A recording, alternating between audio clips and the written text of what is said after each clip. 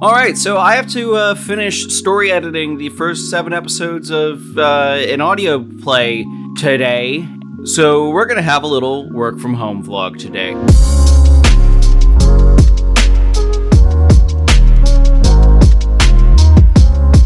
This video is being interrupted by a cat.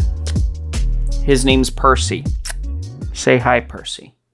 What's the first thing you want to know about writing radio plays? Well, probably the fact that you are writing in just the audio space. Now, the Armitage Account, if you aren't familiar with it, it does use a little bit of the audiobook world. And interestingly enough, the audiobook stuff is very easy to write because what I find is that I usually decide on sound cues while I'm editing it. And that is just a freedom that I'm able to give myself as a sound designer because I am the primary sound designer on it.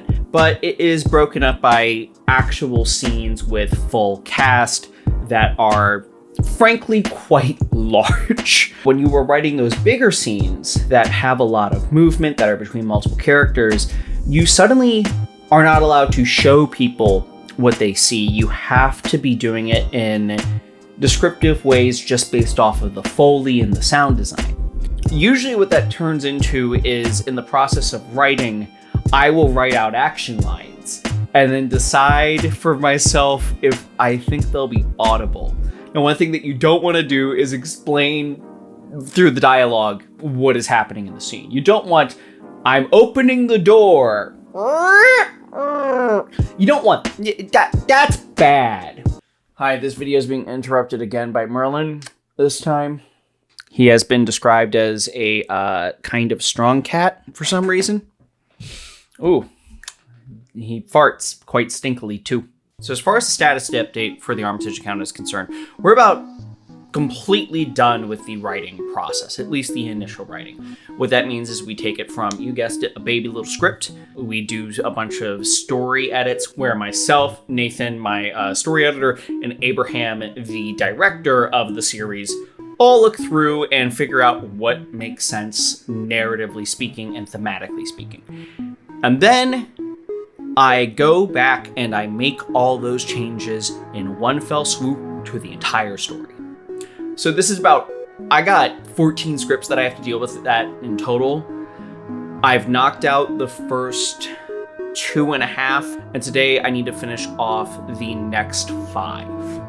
Now, 5 scripts is a lot to deal with, but fortunately, not all of them are very long because some of them are expected to be taken up majority by the actual inner stories, and I'm just focused on the outer stories right now because that's what I need to get done for production.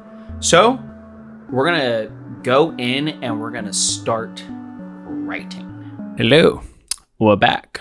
So, I'm currently dealing with an issue in the 10th episode. I don't like it. This episode to me feels like the stuff happens episode, which is a big no, bad. It's 2 characters that haven't seen each other in a while that are disseminating information. I hate it because it's shit the audience already knows, but it's also necessary because the reactions to what they have is important for their characterization. And these are characters that are going to disagree on how things should be done. What is interesting, though, is that I was forced to make a change in the first episode because of my copy editor and wife, Sylvie, told me that a certain thing was not extreme enough for the situation that was going down. My hope is to kind of take some of that emotional baggage from that scene, because now it's very intense. Someone might die. And if I can, I'm going to reorder these scenes to see if I can make this episode have more of a rhythm and more of a beat structure. You should always have your beats be progressive. It should be discovery, decision, action. The character should discover something, they should make an internal decision about that, and that internal decision should inform an action. Another way of looking at this might be the Harmon Circle or Matthew Stone, Trey Parker, our South Park guys. This happens, therefore this happens, or this happens, but this happens, and never and then this happens. So hopefully now I have a little bit more to play with, and I'm going to check back in with you guys when I am done editing this. Okay, we're back. That took longer than I expected, but that makes sense because I did have to rewrite every piece of dialogue. Story is still the same, things are reordered. It feels a lot better to me. One thing that I've been trying to do, and frankly struggling with, in every scene you need characters in opposition with each other in some way. It doesn't necessarily mean that two characters are like going against each other like this. Sometimes it might mean that two characters have similar goals, but they have some friction against each other, kind of like this. Yeah, similar goals, a little against each other. And I had too much of this going on. Yeah, that's feeling pretty fixed. Fortunately, the next script on our big to-do, though, is much easier than that. It is only 6 pages that I'm going to have to deal with, and if I'm being honest, I might only have like 1 or 2 lines that I need to change in this entire script based off of the notes that I'm seeing here and based off of the story change that has been made. So everything's kind of gliding together nicely. I'll update you guys once that's done, and then we'll move on to the next episode. And yeah, it should be pretty simple. Okay, we're back. That actually went pretty well. Didn't have to do much of anything. That's not true, actually. I did do a good bit of rewriting. Mostly just tightening up a scene, adding a character where there wasn't a character before, and shockingly, a lot of that ended up just being giving lines to characters that were previously not theirs. I normally don't recommend that workflow because characterization is important, but sometimes you can just tweak a couple little things and it still works, and it is nice when you have 3 characters working as a unit together, which, surprise, that's what the main cast does. Yay! We like a main cast that works together and does not have any sort of miscommunication as the main point of conflict, because that's fucking stupid. I'm writing about adults. They should be able to talk to each other. Anyway, we're jumping into the next episode here. This is going to be episode 12. Yes.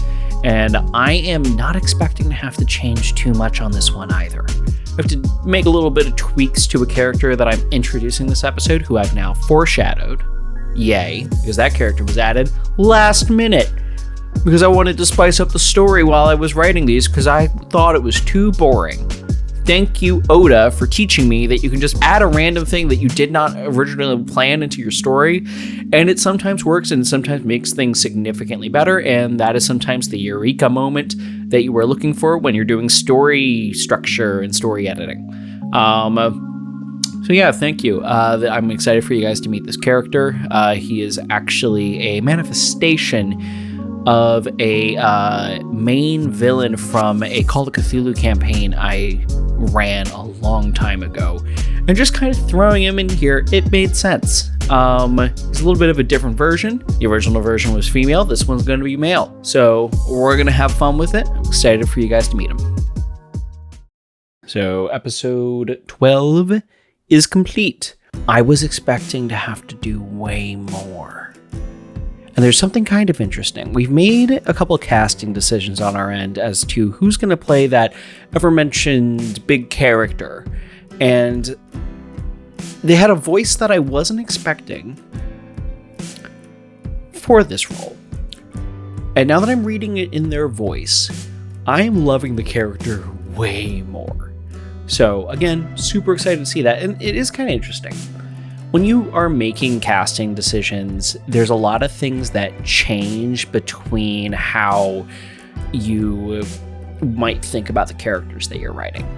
And we've had a couple instances where we've picked our favorites, and we know that if we get our favorites, we're going to get a very different interpretation of the character than how I wrote them, which is honestly kind of super exciting.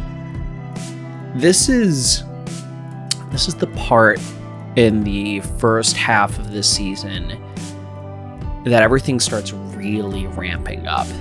The end of this episode lays out some serious fucking stakes, and I am super excited for people to see what's going on here. Honestly, I'm super excited for this to get out to the rest of the team, because the only people that have seen it are myself, Abraham, Nathan, and and Sylvie, so none of the other producers or actors have even taken a look at this thing yet.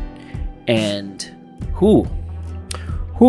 not to pat my own back, but to pat the team's back, we cooking with some gas. It is now 11:40.